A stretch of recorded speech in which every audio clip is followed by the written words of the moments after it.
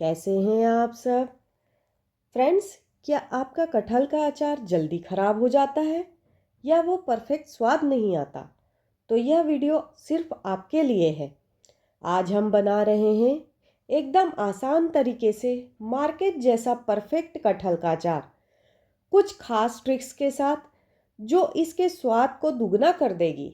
चलिए रेसिपी शुरू करते हैं। और अगर आप चैनल पर नए हैं तो सब्सक्राइब करना मत भूलिएगा।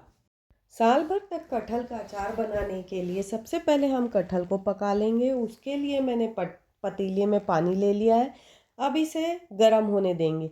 तो ये हल्का गर्म हो चुका है। अब हम अपने कटहल को इसमें डाल देंगे। तो यहाँ पर मैंने 1 केजी कटहल लिया हुआ है, छोटे छोटे पीसेस में कट करवा के लिया है। अगर आपको बड़े पीसेस डालना है तो बड़े पीसेस भी ले सकते हैं।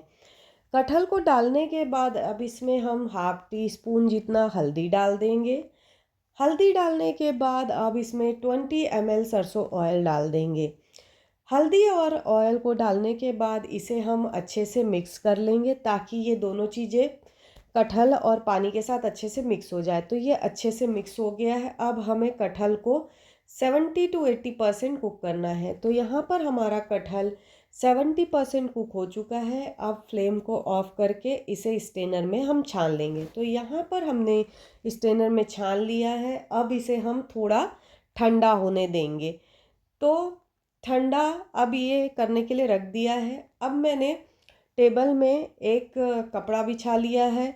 तो अब हमारा कटहल भी हल्का ठंडा हो चुका है। अब हाथों की सहायता से हम इसे दबा के पानी निकाल लेंगे और इसे इस कपड़े में फैला देंगे। तो इसी तरीके से सारे कटहल को हाथों की सहायता से पानी निकाल के इस कपड़े में फैला देंगे। तो यहाँ पर मैंने इसे फैला दिया है। अब इसे हम पंखे के नीचे 12 से 13 घंटे के लिए हल्का ड्राई होने के लिए रख देंगे। हमें कटहल को अच्छे से सुखाना है। तो कटहल हमारा प्रिपेयर हो चुका है। अब हम इसके लिए मसाले प्रिपेयर करेंगे। उसके लिए मैंने यहाँ पर एक पैन ले लिया है। अब इसमें हम 24 ग्राम सौंफ डालेंगे, 7 ग्राम मेथी दाना डालेंगे। इसके बाद हम इसमें 5 ग्राम जीरा डालेंगे।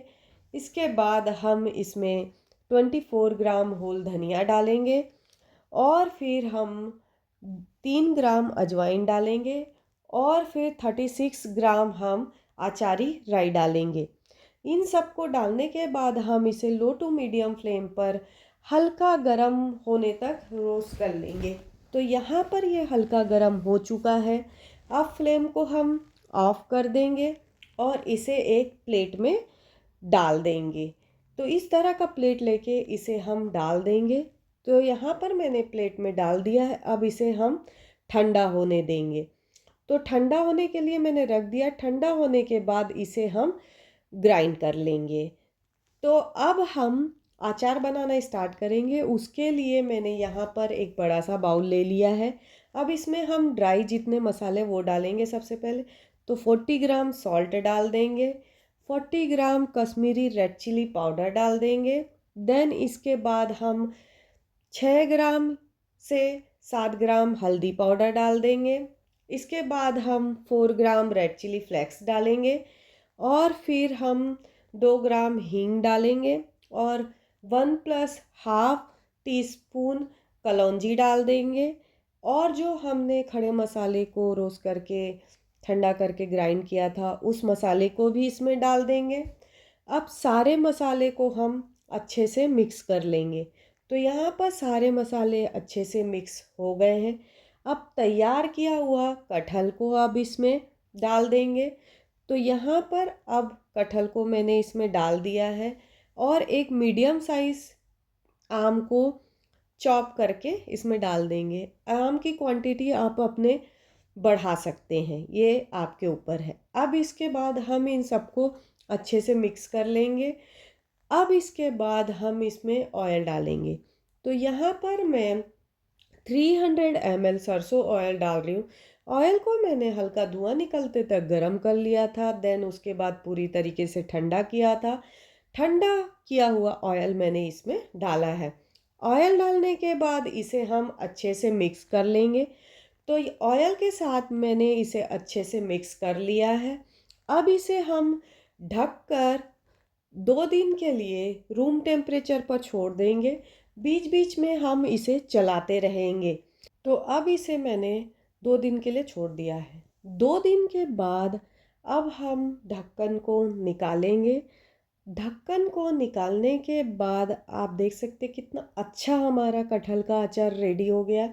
अब इसे स्पून से एक बार अच्छे से मिक्स कर लेंगे। तो अब इसे हम कांच के बर्नी या चीनी मिट्टी के जार में डालेंगे। तो यहाँ पर मैंने एक चीनी मिट्टी का जार लिया हुआ है। अब इसमें हम सारे अपने कटहल के अचार को डाल देंगे।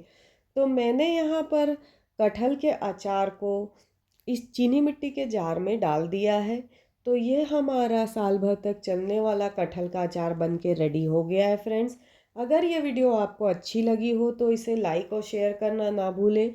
और फ्रेंड्स, अभी तक आपने मेरे चैनल को सब्सक्राइब नहीं किया है तो सब्सक्राइब कर ले और बेल आइकन पर क्लिक करना ना भूलें, ताकि जो भी मैं नया वीडियो बनाऊं उसका नोटिफिकेशन आपको मिल जाए।